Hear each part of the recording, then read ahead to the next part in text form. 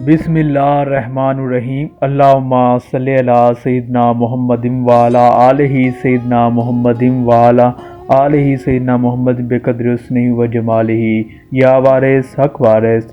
ناظرین کرام، سرکار وارث پاک رحمۃ اللہ علیہ کے حسن و اخلاق اور جو مریدین سرکار وارث پاک رحمۃ اللہ علیہ سے ہوتے تھے ان کے مشہور واقعات آج کی ویڈیو میں ان پر بات کریں گے۔ کتاب والا ہے مشکات الحقانیہ۔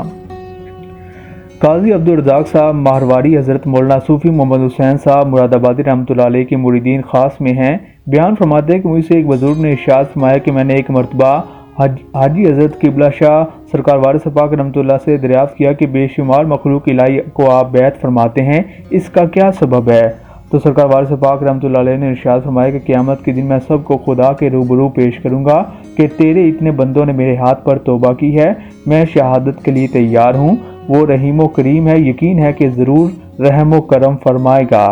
فی زمانہ حضور انور کے جو فیوز و برکات ہیں ان کی کوئی مثال نہیں ملتی۔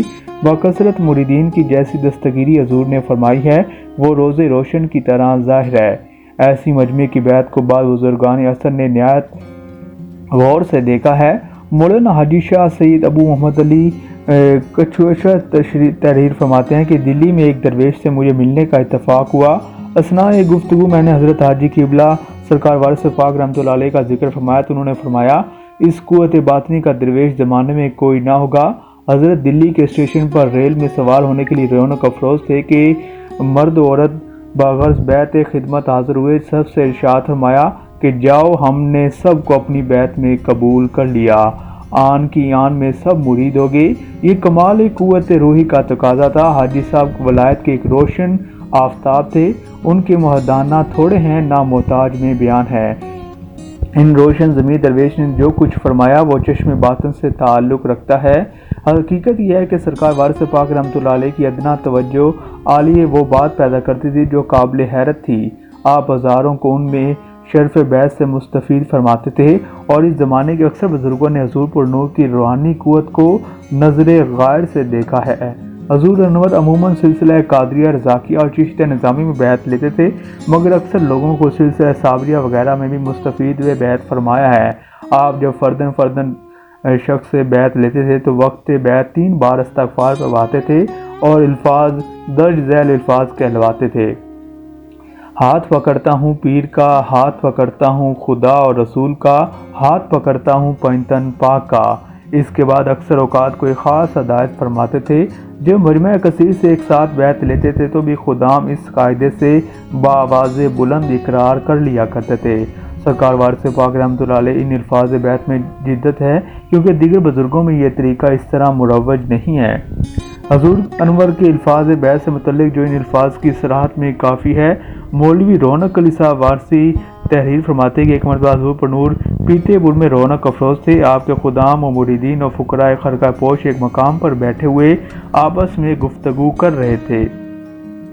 آپ کے معد و محسن اخلاق و صفات پر باہم گرو اظہار خیال کر رہے تھے۔ یہ بات محض بحث میں آ گئی کہ آپ بالکل جدید طریقے سے بیعت لیتے ہیں اور یہ الفاظ کہلواتے ہیں کہ ہاتھ پکڑتا ہوں پیر کا، خدا اور رسول کا، پنجتن پاک کا۔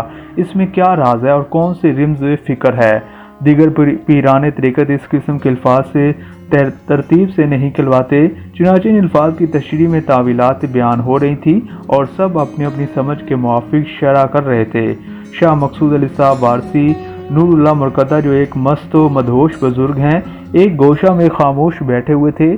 جب بحث کو طول ہوا تو ان لوگوں نے کہا کہ حضرت آپ کیوں خاموش ہیں، آپ بھی اپنی رائے کا اظہار کیجیے۔ تو شاہ صاحب نے فرمایا کہ لفظ خدا سے اقرار وحدانیت ہے اور لفظ رسول سے تصدیق رسالت اور پنجتن پاک سے اعتقاد بالتطہیر ہے، اور اس میں حضرت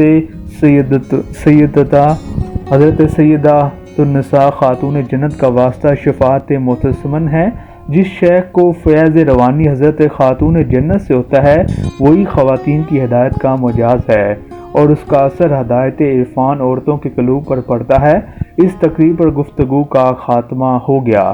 جب بارگاہ عالی میں سب حاضر ہوئے تو حضور انور نے بحالت کیف نہایت سرور کے لہجے میں فرمایا کہ ہم پنجتنی ہیں، مقصود سچ کہتا ہے، مستورات کو بیعت فرماتے وقت آپ سرکار وارث پاک رحمۃ اللہ علیہ دست مبارک نہیں دیتے تھے بلکہ احرام شریف کا دامن مرمت فرماتے تھے، اور حضرت سیدۃ النساء کا اسم مبارک بھی زبان فیض ترجمان سے لیتے تھے۔ یہ خاص بات تھی کہ مستورات کو بیعت فرماتے وقت خصوصیت سے منہ پھیر لیا کرتے تھے۔ ہندوؤں کو بیعت فرماتے وقت یہ نصیحت فرماتے تھے کہ برہم کو پہچانو، پتھر نہ پوجو، جھٹکا نہ کھاؤ۔